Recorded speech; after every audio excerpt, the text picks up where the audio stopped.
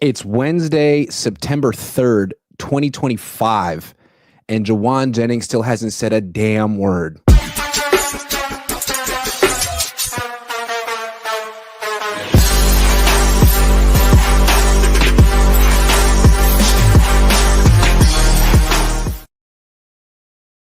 What's up? Welcome to LaCohn and LaRocca. This is Tyler C. LaRocca. I'm Grant L. Cohn. We're going to be talking about Jauan Jennings because I don't feel like that saga's over yet. He still hasn't said anything or put it to bed. We'll talk about that in a minute. And all the Niners, Seahawks matchup nuggets. But first, there is news. The Niners announced their captains for the year. These allegedly were voted on by the players.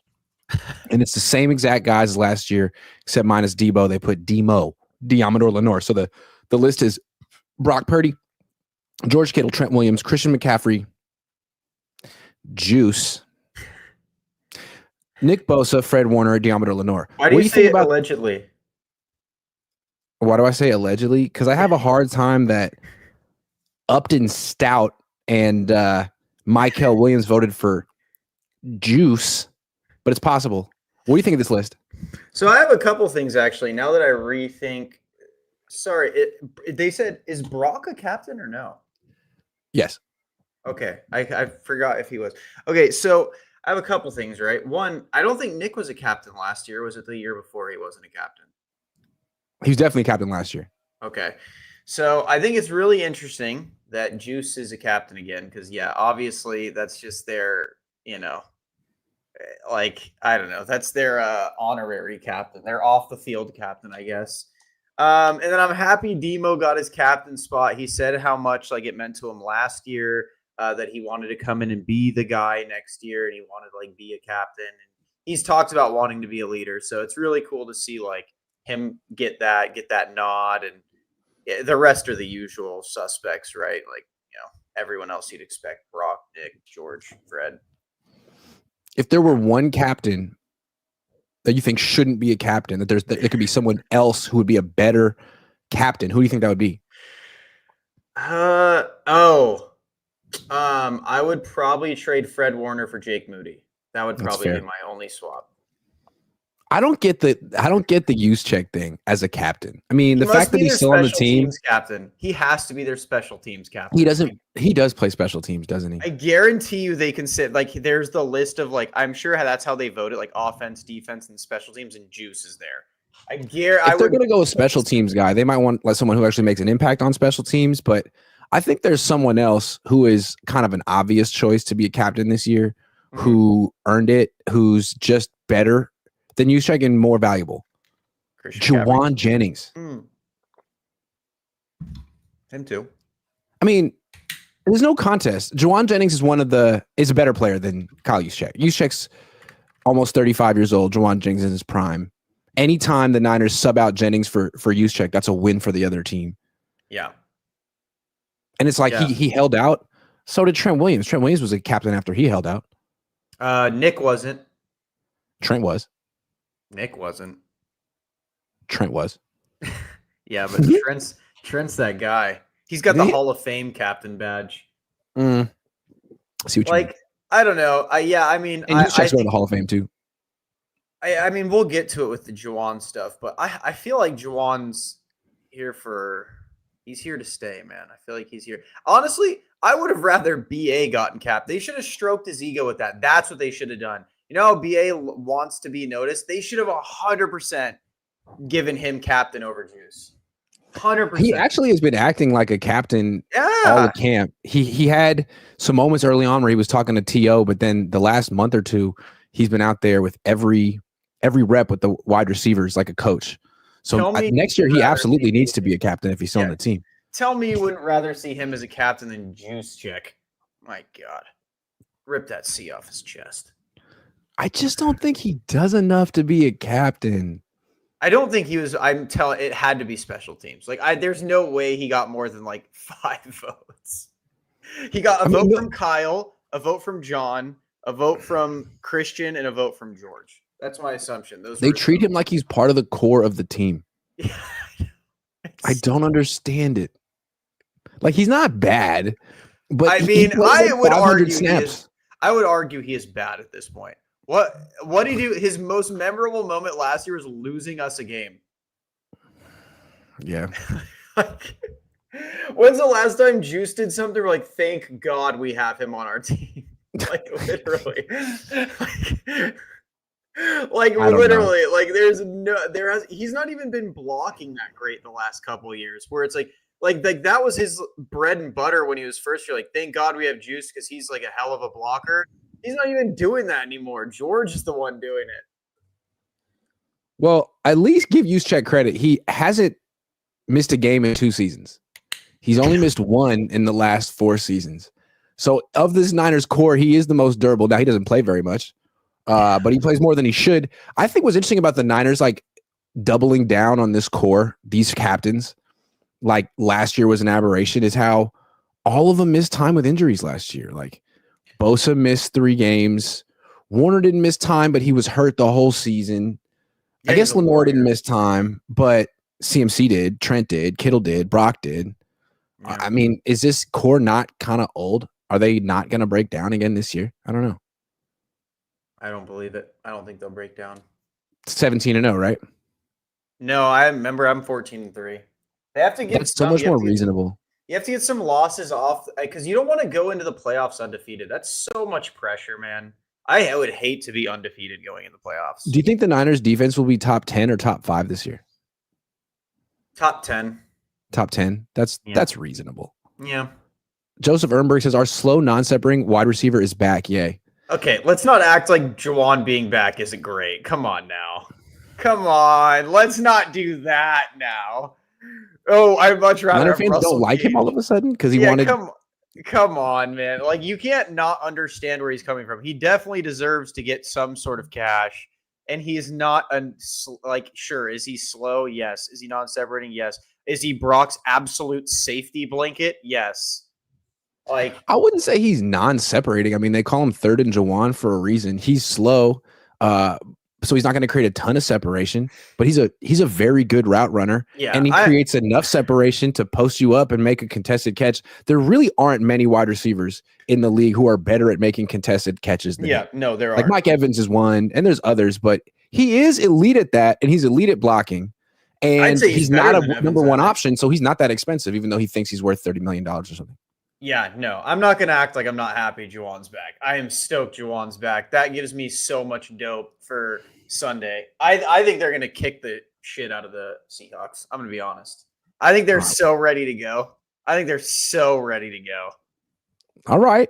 Christian, oh, man, he told me. Tough. Yeah. Damn it. He taught me last week. Yeah, this one was tough for you. Christian via Pandemacia. Oh, that was good. Yeah. Grant, what's up with the new hairstyle? Should I start Pearsall or Swift for my flex? I haven't gotten a haircut in like a month, so I'm trying to do something with it. It's starting to look like a comb over. He's growing it out to be like Thor. The Niners. BTW got my name right last time. Yeah, damn it. He should just give me a weekly quiz. Should you start Pearsall or Swift? I would start Pearsall. What happened?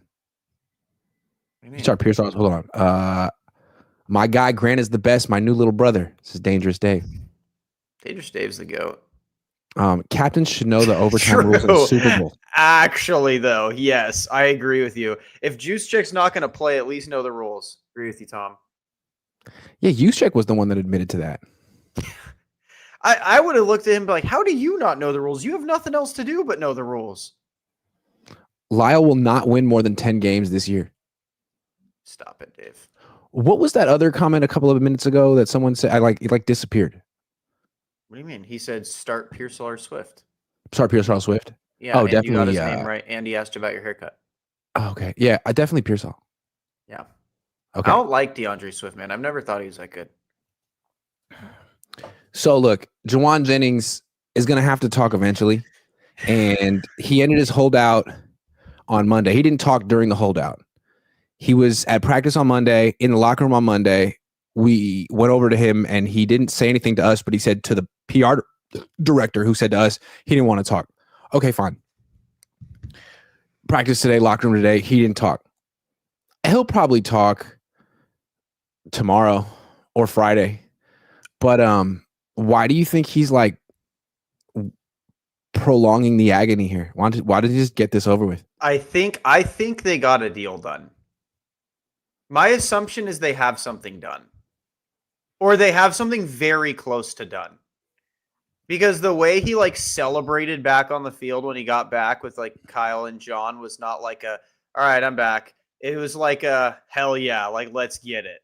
So I think they got something done, even if it's just a restructure for this year to use some of that cap and just like, hey, we'll give you like 15 for this year and then you're a free agent. I feel like he's going to wait to talk because a deal's done. I think they're going to announce it tomorrow. Interesting theory. What do you think? I don't think he's going to get a new deal. Is that what your I think he's waiting to talk because he got humiliated. And there's really nothing he can say. Are you going to ask him that like that? Like, what does he say? Like, hey, What's Jauan, your question going to be? why weren't you here? What happened? The team kind of wasn't clear about that one. Was it the calf or was it a financial thing? What's he going to say? It was, it was business. It was business. Okay. So why'd you come back? Did the Niners meet you halfway? No. Okay. Well, why'd you come back? Well, what are my options? It just seems like there's nothing he can say other than, I don't want to talk about it. I mean, we talked about this a lot. I mean, we've talked about this a lot this offseason. You and I have both agreed he just doesn't have leverage. That's the sad reality for him is he just didn't have leverage. And when Kendrick Bourne came for a visit, I still think they probably got something done. But I think when Kendrick Bourne came to visit, he was realizing like, oh damn, like they're legitimately just going to keep going. Also, one reason that Ayuk had so much leverage is because the Niners were desperate. They just lost the Super Bowl. And they were in this like denial, like, no, we're still right there. We should have won the Super Bowl. Our window's wide open. We can't afford to take a step back. Even though I think a lot of people in the organization wanted to trade Ayuk to Pittsburgh, ultimately the head coach was like, no, I can't bear to not we're all in. Now the Niners know they're not. They know that they're probably not going to go to the Super Bowl this year. That's why they've been talking about all the new players and having all the lumps they're going to take. Yeah. So when Jauan's like, I'll hold out, they're like, okay. What are you going to do? Derail our Super Bowl chances? Cool. Nice. Well, that already happened when Ayuk blew out his knee, and just saying. I also think Ayuk had leverage because it was like a top 10 receiver in the NFL. Jauan's just not a top 10 receiver in the NFL. I think that's the other sad reality is Ayuk had all the leverage because if you let him go somewhere, you literally just let go of a top 10 receiver. Like letting Jauan go is not letting go of a top 10 wide receiver. It's letting go of like a top 10 wide receiver 2, wide receiver 3. It was funny too, like because when Ayuk finally got his extension last year, he had that press conference. Yeah. He spoke to the media and he was like, yeah, I probably didn't act my best. Remember, he was like, yeah, this could have been done a few weeks ago, but I kind of dragged it out and didn't get much out of it. And I probably would, if I could do it over again, I wouldn't do it like that. They said it kind of with like aw shucks. Yeah. It was kind of endearing. I wonder if Jauan can do that this time. Because Ayuk could. It's like, I'm getting $30 million a year. Funny story. Jauan's like, yeah, so I overplayed my hand. And I thought I had leverage that I didn't. And I didn't listen to my agent, who told me not to do this, but I did it anyway, and I asked for $25 million a year, allegedly. I can't believe that. When they laughed in my face. Okay, and so I came back. Do you think Drew Rosenhaus told him to ask for that price? Because I think there's no way someone as smart as Drew. I think he went rogue. Yeah. I think there's no way someone that smart would be like, yeah, you should ask them for almost Ayuk's contract. And what's crazy about this situation now is like, all he has to do is ask his agent, Drew, what do I say to the media? Yeah. And he'd be like, okay, say this. And he'd just go out there and rehearse, say what you rehearsed, and then say, I don't want to talk about that anymore. But that's what you pay him for. He's got to be expensive. Yeah, I mean, I'm sure. Yeah, I mean, when I heard that number, I was like, oh, there's no way this is the agent being like, hey, I think you could get paid $25 million this year if you just push for it and hold out. I just that's to me that's crazy. I saw that thing. There was like that tweet from one of the 49ers news accounts. It was like a source close to us told us that Jawan's eyes are on a Super Bowl and a bag this year, and he's just super motivated because he wants to get his bag and he wants to get a Super Bowl, which I can see. But Super Bowl, like Super Bowl. it's yeah. I mean, they're gonna. You got to make the playoffs first. They're gonna win the Super Bowl, but my thing is, what if it starts off a little rocky? Is he gonna take the Mooney Ward route and just kind of like check out? Well, I don't think he can afford to, because Mooney had made a lot of money, and even checking out, he got a contract worth $20 million a year. Yeah, I don't think Jauan Jennings can check out this season and get $20 million a year on the free agent market next year. I think he still has to show that last year wasn't a one-off. Yeah, I think he has to show up and play, and I think that's why he's here, and I think that's why he hasn't said anything yet, because he can't just hold out. I mean, he's got to save face somehow. He's got to have a story. I'm back because my calf hurt and I feel better now. And all the people that said I was upset, well, then why'd you request a trade? John Lynch, he's going to have to answer that question, right? So like Eric Branch is going to say like, hey, Jauan, it was reported that you requested a trade, and John Lynch confirmed that you requested a trade. Why'd you do that? And why'd you rescind the request? Has to have an answer for that. I mean, he's probably going to just not answer any of those. He has to. This isn't college football. I mean, like, I'm sorry. You gotta. My assumption is he hasn't. Feel like I'm not talking about anything that has to do with my contract. If you guys want to talk football, I'll answer those questions. And like, that'll kind of be it. Soft. Dude, if that's what someone who blocks so hard be so potentially, I'm not saying he's soft. No, I mean, if anyone would pop off and answer, it would be Jauan, but that's true. I can totally see him going like, I'm not answering these questions. Well, so far, last 2 days, he essentially did say that. Okay, so we did speak to Nick Bosa, Fred Warner, two captains. Maybe if Jauan would talk to the media, he'd be a captain. We talked to two captains today and Kyle about the Seahawks, and we asked about Darnold. Yeah. And both Bosa and Warner were pretty clear. I always want to ask them because they're just going to say what Robert Saleh said in the meeting. They already know the game plan to stop this guy. So they're like, look, the rollouts, the dump offs, the screens, got to take those away. There's going to be a lot of like training wheels. Yeah, for sure. For Sam Darnold out there. And I don't know, I guess, do you think the Niners can take away the easy stuff for him, actually force him to play quarterback? Yeah, I think if anyone can, it's Robert Saleh. I think Saleh's. Again, I'm a huge believer in us this year. I think we're going to look really good. I think the defense is going to look really good. And I think the biggest part of the Niners defense going to improve is going to be the red zone. Because man, our red zone defense and offense was really rough last season. But dude, I feel like this team is so ready. Like, I would be so surprised if they go out and just like get shut down by Seattle. They seem so motivated this year. I have not seen a Kyle Shanahan team this like juiced prior to a season besides 2023. Like when they were like, we know we should have been in the Super Bowl because like Brock tore his elbow, and then they went to a Super Bowl. Like, I have not seen a Niners team this juiced and this like, we're ready to go. Where do you detect the juice? From the captains, literally. From George, from Fred, because everyone's talking about like whenever they get questioned about the lumps, right? Oh yeah, Kyle mentioned the lumps. They mentioned the lumps. They're like, I think we have what it takes to win it all. Like Kyle, George. They have never said that. George did. George said that? Yeah, he said, I think we have what it takes to win it all. He says that every year. He's right. We have it every year. we have it. We've literally been there so many times. All right, well, first I got to go through Darnold, who beat him last year. And the thing that's interesting about the way Darnold beat him, he wasn't just dinking and dunking last year against the Niners. He had big throws down the field. So it seems to me that, yeah, obviously the Niners have to stop the run and take away the quick, easy throws. Duh.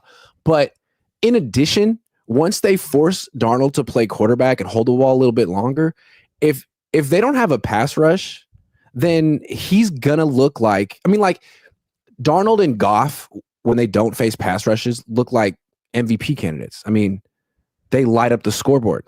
So I wonder if on third down, I think they'll be able to generate a pass rush with all the blitzes that they do.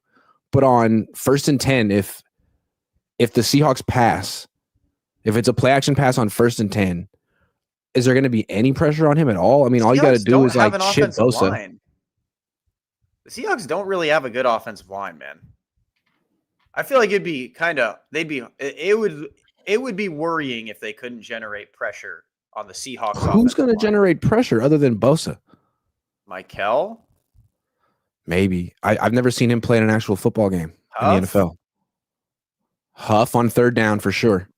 I mean, I'm sure Saleh has a bunch of stunts that he's going to throw around to try and make it a little bit easier for him. And I have a feeling we're going to see Bosa on that island with 3 people on the other side of the center a lot. I think it's interesting that Saleh, the first thing he did when he got to the Jets was get rid of Darnold. I don't think, I mean, I'm not a Darnold believer. I'm not a Darnold believer. But that was honestly one of Saleh's biggest mistakes. He got rid of Darnold for... How many turnovers do you think Darnold's going to have Sunday? I'm saying 2 minimum. How many turnovers would Darnold have in this game? 1? None? Dude, the Niners defense isn't going to be like that great to start. He's going to throw. They haven't played together that much, this defense. Oh, yeah. Do you think Jair Brown's actually going to be our starting safety? If Jair Brown is actually on the field, safety, we'll lose. Yeah, I'll give. That's a problem. Yeah, if he's on the field, we'll lose. I won't. I'm not gonna. If he's somehow there over Siegel, like, dude, it's cooked. He's one of the worst safeties I've ever watched play football. One of the reasons the Niners lost to the Vikings last year is because George Odom. Yeah, George Odom. Their safeties were so bad, dude. Was Mustafa not playing yet? They had some issue. It's like I think it was George Odom and Jair Brown at safety. It was. Yep. So if it's awful. Jason Pinnock and Jair Brown at safety this year, like the same thing could happen. I thought you said Pinnock was looking good.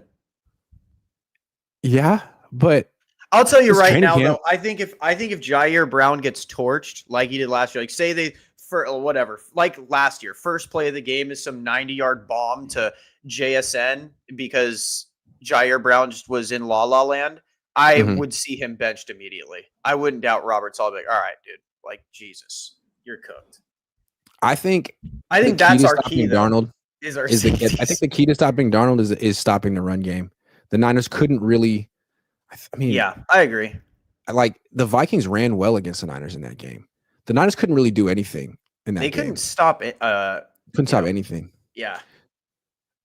They can do whatever they want. Aaron Jones if you stop the run, I think it comes down to really the front that Robert Saleh uses on 1st and 10. If he comes out and uses the wide 9, I think they could lose. I think they will lose. But if he has a 5-man front on 1st and 10, I think that they could absolutely win this game. Because I think from the wide 9, like you can set the edge from the wide 9 for sure. But I don't think they can stop the run up the middle against the Seahawks with the wide 9. I know you think their offensive line isn't great, but their left guard's a whole lot better than the Niners' left guard. I mean, Gray Zabel was their first round pick, looked good in the preseason. Ben Barch is just okay. Okay. What about this? If this game ends up being a shootout and it's Seattle offense versus Niners offense, who do you think comes out on top? Like if say both defense are just not having their day. And it's an offense versus offense, basically first mistake. Oh my goodness. I would think the Niners would win that game, right? Better quarterback, better weapons. So, and that is my exact reason why I think the Niners should win. I think the Niners should win, period. They are the better team. They are the better. Because their offense is better? I think because their offense is better. Okay, their offense is better. I think their defense is better. I think their offensive coach should be better. And I think their defensive coach should be on the same level of Seattle's defensive coach. It's just hard to know what to expect from the Niners defense when we've literally never seen Michael Williams play even in a preseason game. Yeah, no, I haven't seen Upton Stout play even in a preseason game. But that's where I'm saying we have seen Alfred Collins play, and it was rough. I think with what we have, Jawan's back, we have Pearsall, we have Sky Moore. We have Christian. We have George. We have Trent. We have Pooney probably. We should be able to offensively carry this defense for a little bit. Like, am I crazy thinking that? Have to. Expecting that? Have to. If they don't, the team's in trouble. Here's something that's interesting, though. According to Nick Wagner of ESPN, he found Vivid Seats. Levi North, that, baby.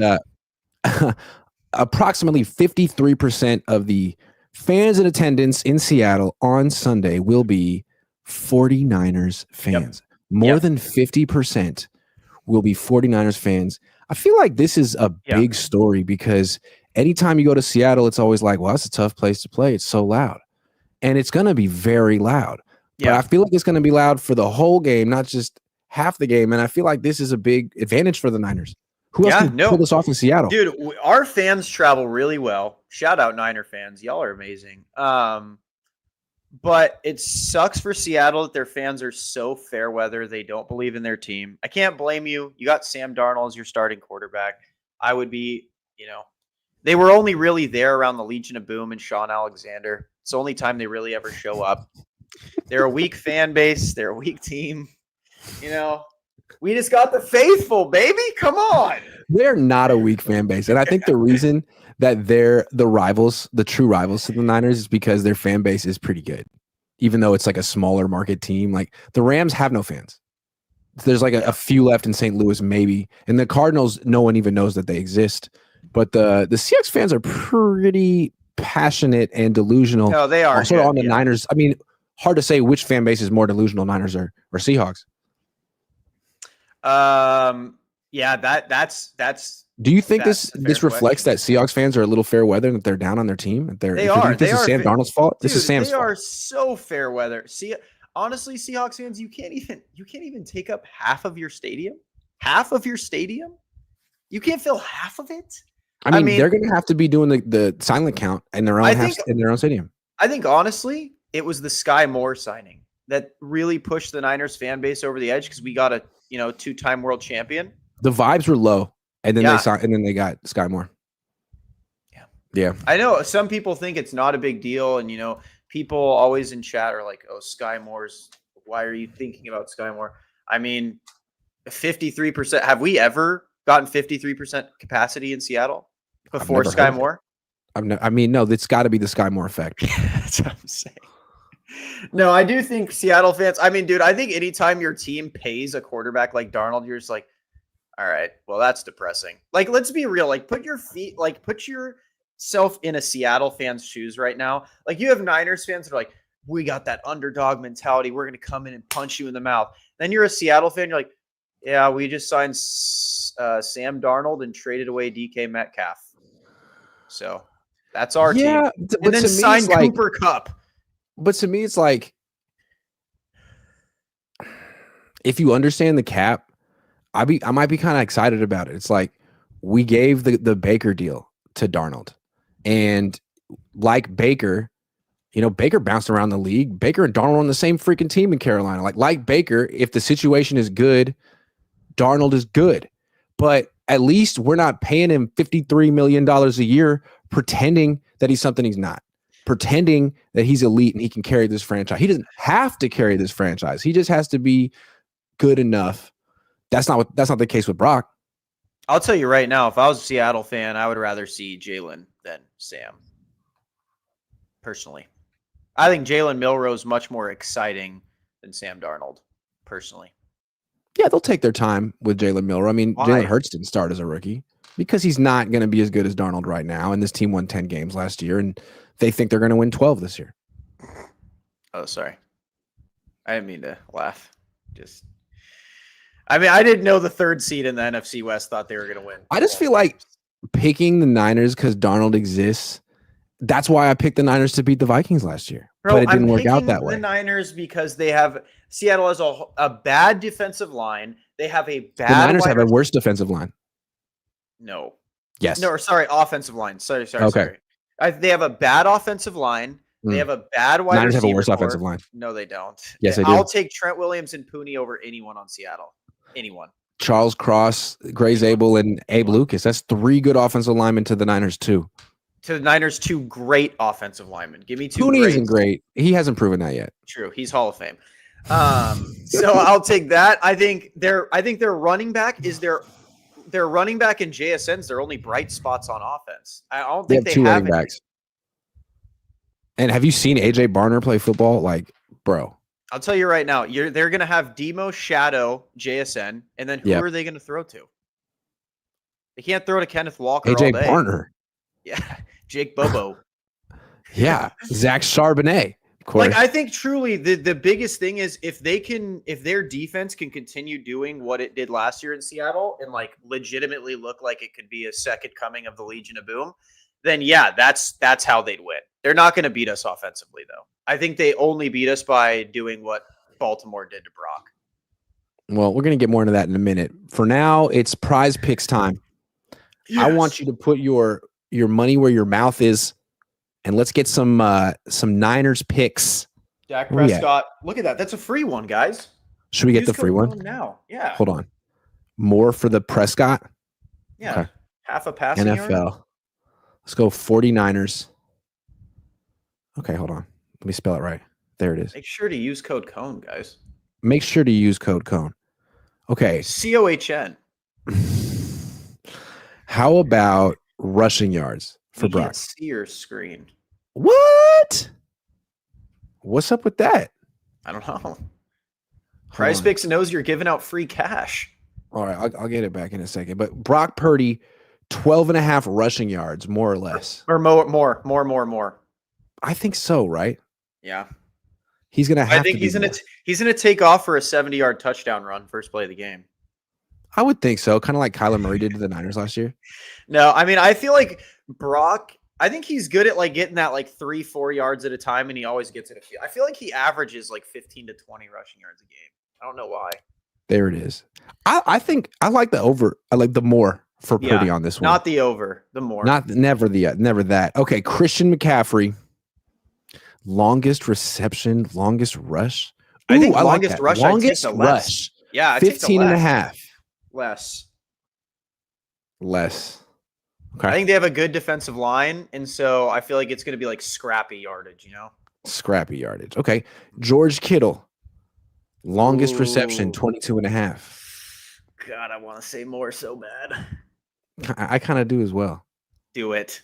All right. More for Kittle. Garendo, get out of here. Jake Moody. Why is he I'm gonna leave him alone. I'm gonna leave him alone. Jauan Jennings, 49.5 receiving yards. That's a good one.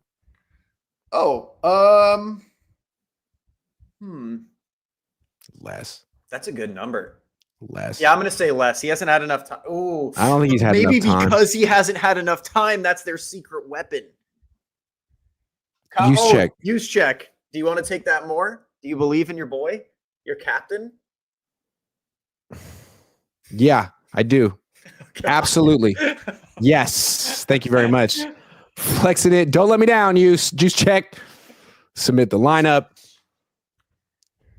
PrizePicks is available in 45 states, including California and Texas. I'm in California. Tyler's in Texas. Those are 2 really big states. Yep. PrizePicks will give you $50 in lineups when you play your first $5 lineup. So win or lose, you'll get $50 in lineups. Use promo code COHN. That's my last name when you sign up and play, or sign up today, or sign up by the bay.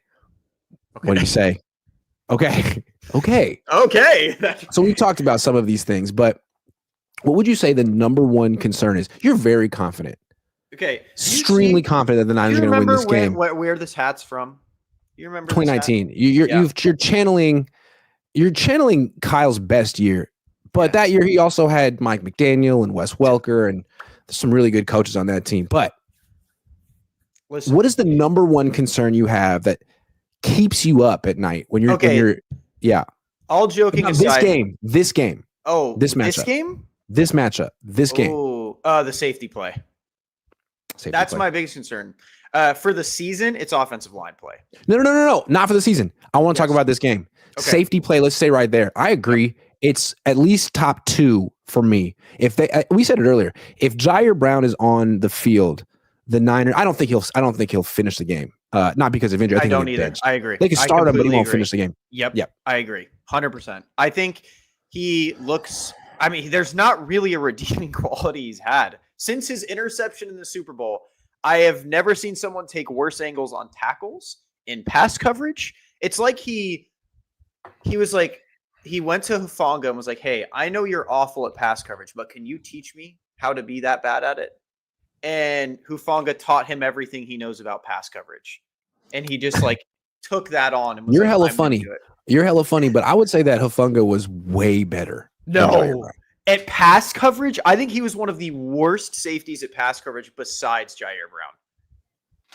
I mean, they didn't put him in man-to-man coverage very often, but in zone coverage, I mean, he made a lot of plays. I also think he missed a lot of plays. Didn't you see that stat on his all-pro year? He gave up the most. Okay, well, he still made a lot of plays. Jair Brown misses plays, man. He doesn't have the good side. I agree. I think he's way worse. That's what I'm saying. Yeah, okay. He's the non-upside version of Hufanga's pass coverage. Like if Hufanga's a boom or bust player, man, Brown is a bust or bust player. Pause. I'm sorry, except for that one pick in the Super Bowl. That's what I'm saying. That was how he was marketed. It was like he's a ball hawk, so if he lets plays go, he's going to make it up. He hasn't ball hawked since the Super Bowl when everyone's like, wait a second, this guy picked off Mahomes. And now it's like, wait a second, that was the luckiest interception I think we've ever seen. Like, yeah, I mean, he runs a 4.6 something. So he's not instinctual or fast enough to make those plays. At least with Huff, he would trigger so quickly that sometimes he'd be right and sometimes he'd be wrong. But Jair Brown just seems late all the time. And God forbid he's in man-to-man coverage. I mean, dude, maybe it's going to be like a Bryce Young situation, right? Where he's just having a rough go of it. He's got the talent, but they need to bench him for a little bit and then let him come back and build that confidence back up. Because right now he looks lost, actually lost. If they play Jair Brown in safety and they play cover 4 or cover 2, or he's playing a split side of the field, they can get Cooper Kupp or JSN matched up one-on-one. Oh, I bet you if he's starting, I guarantee you they're going to target him every single play. Every single play. And it won't just be AJ Barner going at him. It'll be their wide receivers too. Yeah. So that's a big one, the safety play. Yeah. The other one to me is like, can they really stop the run? We don't know. It was the number one thing they wanted to improve upon this offseason. And I think there are things they can do schematically and formationally to help them. But still, like, we've never seen Michael Williams play in the NFL. What does that look like? Is he really ready to make a huge impact or a positive impact for 4 quarters? My other one is genuinely just the 4th quarter, period. Yeah. What are we going to look like? Because Brock Purdy came out last year, was like, we want to be like Tom Brady and step on their throats in the 4th quarter. And we got our teeth kicked in the 4th quarter. So I want to see that be actually channeled and not just talked about this year, because that's going to be a big thing. Like if the Niners have a lead, right? Say we have a 10-point lead and we win the game by 14. That to me is a very good sign for the Niners. Like, oh, wow, okay, this game didn't have to be stressful and like, oh my God, we're going to lose again. I think that would be my other big concern. How's Purdy going to be? How's Kyle's play calling going to be? Because, dude, we can't forget about the 4th quarter last year. That was awful. That was horrible to be a fan of. I mean, it was like all of 2024, right? Starting with the Super Bowl. And that's what I felt like they were almost repeating history. Like they had so much PTSD from the fact that they were winning in the 4th quarter in the Super Bowl and then winning again in overtime and lost, that almost every time they found themselves in a close game, they blew it. And what was so interesting about last year, so they go into the bye week 4-4. They get McCaffrey back. They win out of the bye week. They're 5-4. They win a close game. Purdy leads a game-winning drive. Yeah. But it's all overshadowed by Debo smacking the long snapper, and they tank the rest of the season. I'm not saying that's the reason why, but at the time it felt like that might have been the springboard back to like dominance, and it was the end. Interesting. And here's the thing. I know everyone's, including the Niners players and fans, are gassing the Seahawks. The Seahawks fan base like, oh, this is a hard place to play. It's a great team. For me and my confidence level for the Niners, they need to go in there and handle them.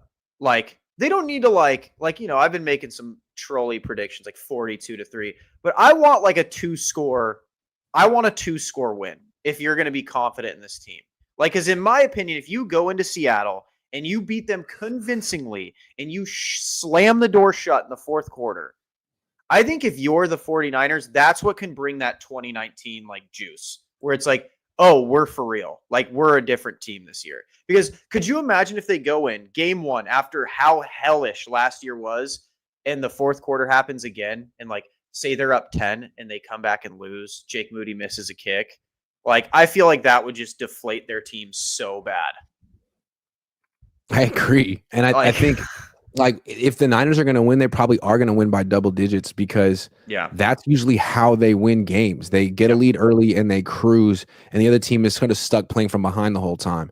Week 6, they played in Seattle last year and won 36-24. Then they came back and faced Seattle at home, and it was a 3-point game, and they lost. So, yeah, they need to score early, keep the lead, and pour it on. 36 they scored in Seattle last year. Now, that Seattle defense is way different and better now, but that's what they got to do. Yeah, I agree. I think they need to go in and they need to handle them. Like, I don't want to hear an excuse about like Jake Moody missed a kick or, oh, well, we're just still a young defense. No, if you guys are for real, go in, handle business, slam the door shut on them. They're just not really built to win close games in the fourth quarter. It's not like they have the quarterback who's real. Brock Purdy hasn't proven it. And I get people will point at the playoff run. The playoff run was 2 years ago now. We have all of last year to see that this dude was just scared in the fourth quarter. Like we need to see Brock. He didn't make the plays in the fourth quarter in the Super Bowl. I mean, he led some drives but couldn't finish them. I need to see $53 million. That's what I need to see. But it's not just him, right? I mean, it's like it's him and the coach. The coach had these issues before Brock. It's him and the coach and the kicker. So maybe Robert Saleh and the defense can close these games, but it seems like they're a ways away from being able to do that. Unless, of course, Bryce Huff is just incredible. I commented on your post about this Jake Moody thing. I beg the fan base to not blame Jake Moody. We all know he sucks. Too late. There's no way. If he misses the kick, that is Kyle's fault. That is John's fault. He should not be on this team to keep losing them games. If he does it, why be mad at Jake Moody? We knew it was going to happen. Kyle and John are the ones that are saying it won't. Jake Moody knows it's going to happen. And it's funny. They keep like sticking by Jake. Like, we really like Jake. We really like Jake. And then today someone asked Kyle about Jair Brown because Kyle wouldn't name the starting safeties because he's not stupid. He knows no Niner fan wants to hear that Jair Brown is starting, although he might be. So someone asked him, like, well, what have you seen from Jair Brown? He's been kind of up and down. He's like, we really like Jair Brown. We really like Jair Brown. Like, he just had injuries. They always say that exact line when they don't like when a player's not good. We really like him though. We really like Trey Lance. We really like Trey Lance. We really like Javon Kinlaw. Every time, dude. Yeah, every time. We really like Drake Jackson. Yeah. Yeah.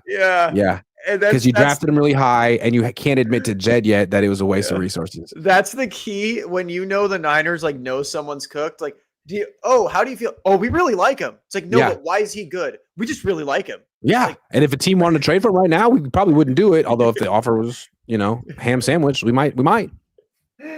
Like, dude, and I hope Jake Moody proves me wrong. I really do. I hope he goes in there and drills a 64-yard field goal, wins the game, and then says like, gives me the bird. But I just don't see it happening. I want Cam Little. Why couldn't we have drafted him? We're not done with the concerns yet before we move on. Okay, what are more? Think that the matchup between Kyle Shanahan and Mike McDonald is a little concerning because McDonald is good at blitzing and Kyle isn't great at picking it up because he always wants to throw hot, and the Niners kind of get that messed up, especially like week 1 with the silent count.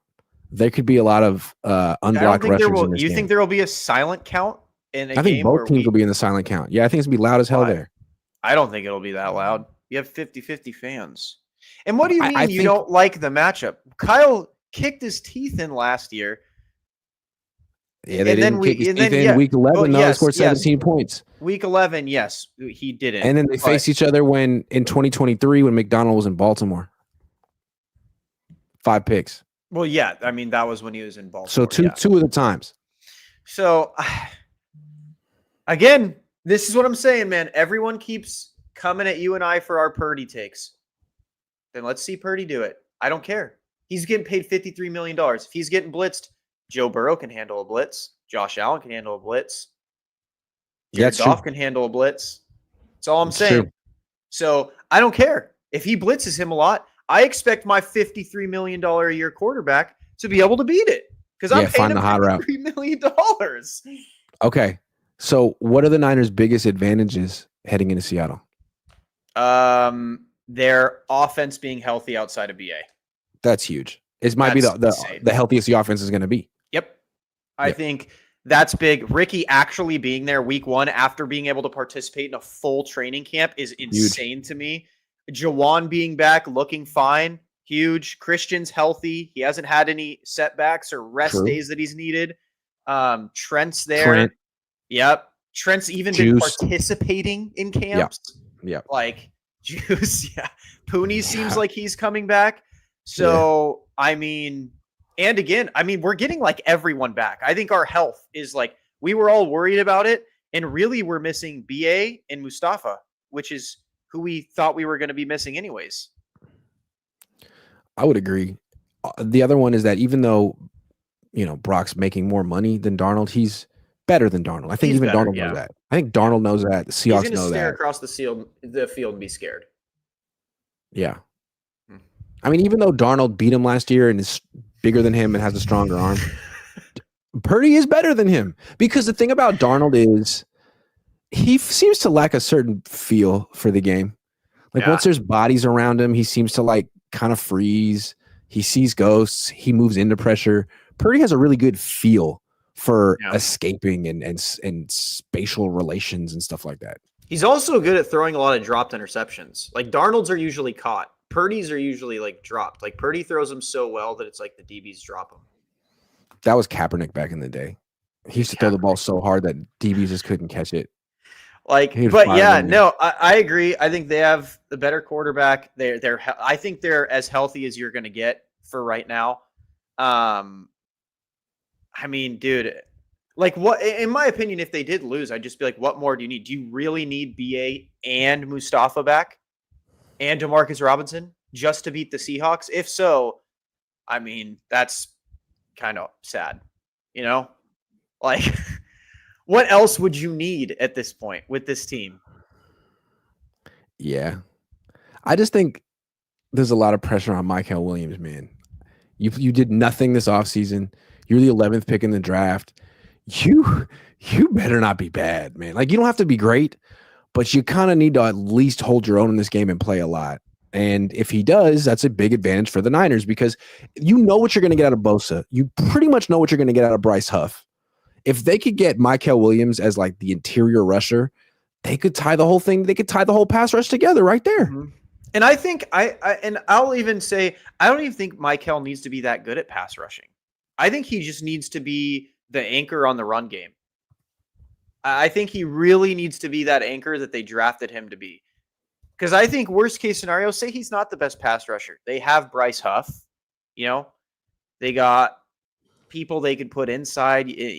Like, you have Gross Matos, highest paid, one of the highest paid guys on the team,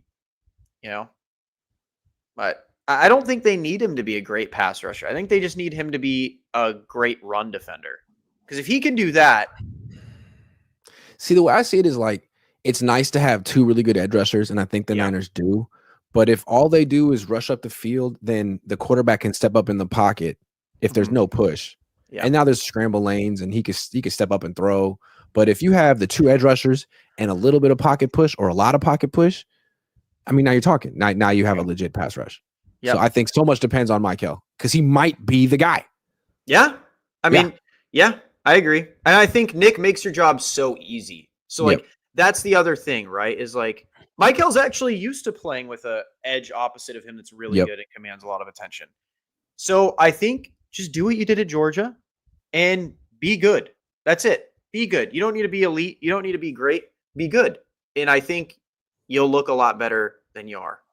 I think we'll see those formations on third down where like Bosa and Huff are way wide. Yeah. And you'll have like three guys on Huff's side. Yep. I agree. You'll have like Alfred Collins at nose tackle, Mykel in between, and Huff out. So like that 3-by-1, Bosa all way by himself. So it's like, how do you not slide the protection to the 3-man side. Like, how do you not do that? There's 3 guys over there.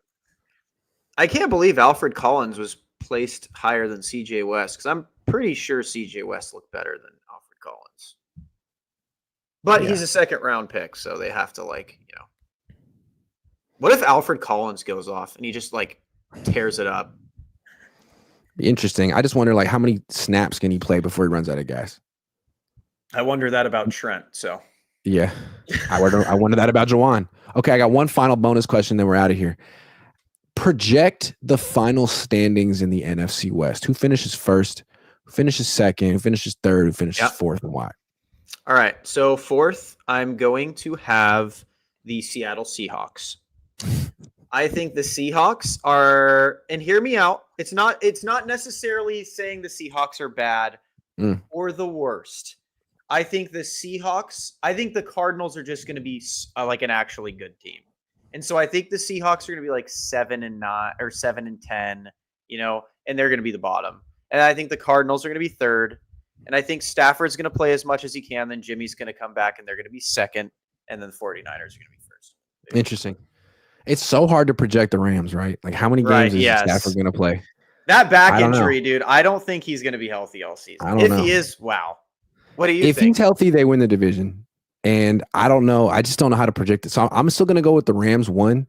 And then to me, I'm going with the Seahawks 2. They won 10 games last year. Their defense is really good. Their roster is deeper than the Niners roster. They don't have the star power that the Niners have, but the Niners stars get hurt. So we'll see. I'm going with them 2. Gets hurt. They have no other receiver. Who? Besides JSN, the Seahawks. If Kupp gets hurt, what do they have? They're going to be able to run the ball, and they're going to have a really good defense. They're going to be what the Niners used to be. The Niners are going to be this high-flying finesse offense, and it could work, but the Seahawks are going to have this super tough defense with its really good 2-headed running game and some play action on top of that, maybe. I'm going to put the Niners at 3 and the Cardinals at 4. I like the Cardinals, but I think they're going to run Kyler a lot this year, and I feel like he might get hurt. He's a little guy. And he got hurt in the past running around. And once he goes down, they're screwed. So, I don't know. That's how I'm doing it. All right.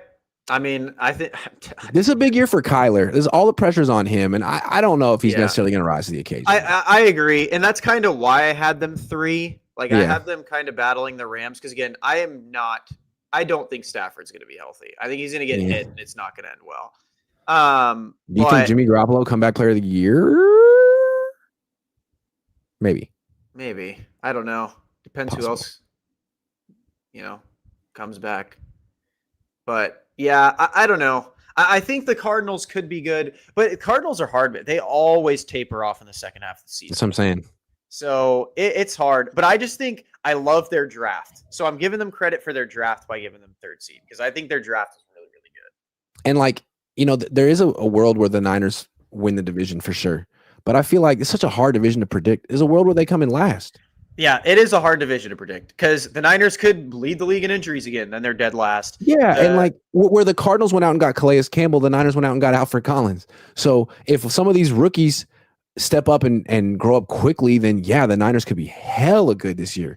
But if Alfred Collins is a 4-year project and Calais Campbell still has something in the tank, then Cardinals have a better defense than the Niners. The Niners have the worst defense in the division. Yeah. They could. It is a hard division to predict, especially after Stafford's injury. Like that, this division is a literal toss-up. I still got faith in the Niners again. And my thing always comes back to who do I think has the best coaching staff in the division? I give it to the Niners. Arizona. Wow. Okay. That's out of left field. I would say the Rams, but I legitimately don't know who their defensive coordinator is. I think I couldn't even tell you. I think it's who is it? Chris Shula.